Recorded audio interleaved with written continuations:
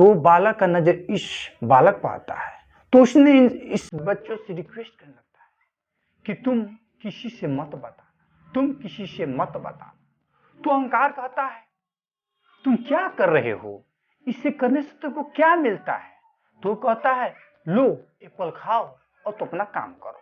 और वो फिर उसी तरह अपने नेकर के अंदर हाथ डालकर अपने गुप्त अंकों को सहला रहे थे। फिर वैसा करने पर जब अहंकार उसे कहा तो उन्होंने कहा कि दो, मैं भी तुम्हारे गुप्त अंक को छू कर देखता हूं। अहंकार ने कहा ना ना ना, हमें ऐसा नहीं करना है। तो उन्होंने उस बच्चों को एप्पल दे देकर फुसलाकर आखिरकार अंत में दोनों बालक उसके नेकर में हाथ डाल ही दिया और हाथ डालकर उसके गुप्त अंकों को सहलाने लगा।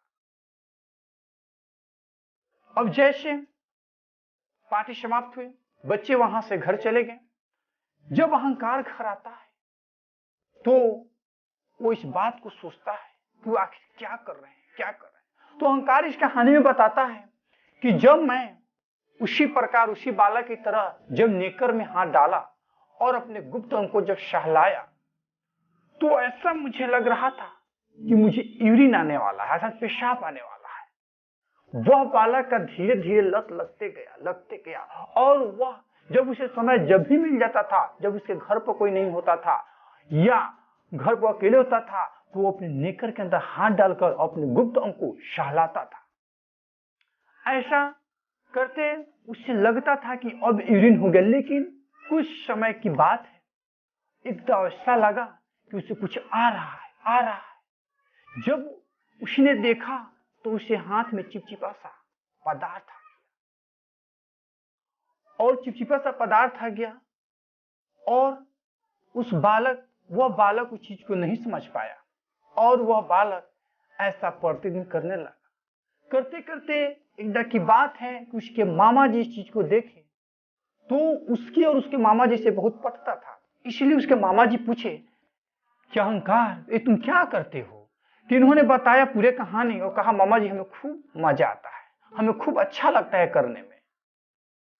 तो उनके मामा जी कहे कि नहीं, जो तुम कर रहे हो वो बहुत ही गलत आदत है, वैसा नहीं करना चाहिए। इससे क्या है कि तुम्हारा जो मानसिक विकास है, बौद्धिक विकास है, ये सभी विकास रुक जाएंगे। तुम्हारा शरीर जो है देखने लायक नहीं रहेंगे, तुमको पढ़ाई में मन नहीं लगेगा, तुमको काम में मन नहीं लगेगा और तुम बहुत दुबले पतले हो जाओगे। इसलिए ऐसा काम तुम्हें नहीं करना चाहिए। अब ये अहंकार सोचने लगा कि आखिर मैं इससे कैसे निजात पाऊंगा। अहंकार के मामा जी बताएं कि इस आदत को छोड़ने के लिए तुम्हें अच्छे ज्ञानवर्धक बुक पढ़ना चाहिए।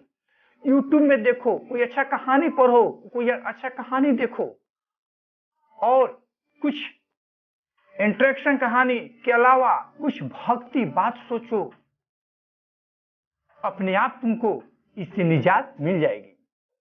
अहंकार ने कुछ ऐसा ही किया और अहंकार किसी और से भी राय लिया तो उसे कोई बताया कि तुम गीता सार पढ़ो। जब गीता सार पढ़ोगे, जब किसी की कहानी पढ़ोगे, भक्ति में निर्मय हो जाओगे तो इससे तुम निजात पा जाओगे।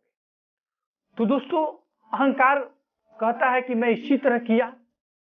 तो अहंकार जब गीता सार पढ़ना शुरू किया तो उसके बस का यह बात नहीं था, इसलिए अहंकार ने गीता सार को पढ़ना छोड़ दिया और उसका एपिसोड देखा। जो मैं इस एपिसोड में श्री कृष्ण जी अर्जुन से क्या कहते हैं, लीजिए इस एपिसोड में देखिए।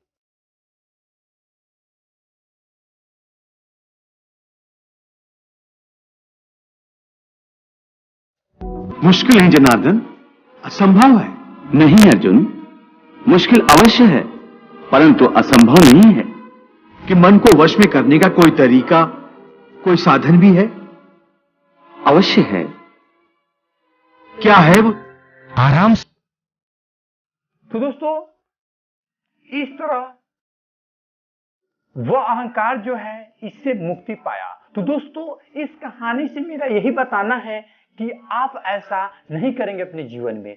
इस प्रकार के हस्त मिश्रण का प्रयोग आप कदापि नहीं करेंगे, क्योंकि इससे क्या होता है कि आपके कैंसर जैसे रोग उत्पन्न हो जाते हैं। वीर्य खत्म हो जाने के बाद आपको फैमिली प्रॉब्लम होते हैं। इसलिए हम सभी को एक संकल्प लेके साथ ऐसा नहीं करना चाहिए। अगर ऐसा करते हैं तो आपका जो शरीर है या जो आपका मानसिक तनाव बढ़ जाता है, आप अच्छे से कुछ बढ़ नहीं पाएंगे, कुछ कर नहीं पाएंगे।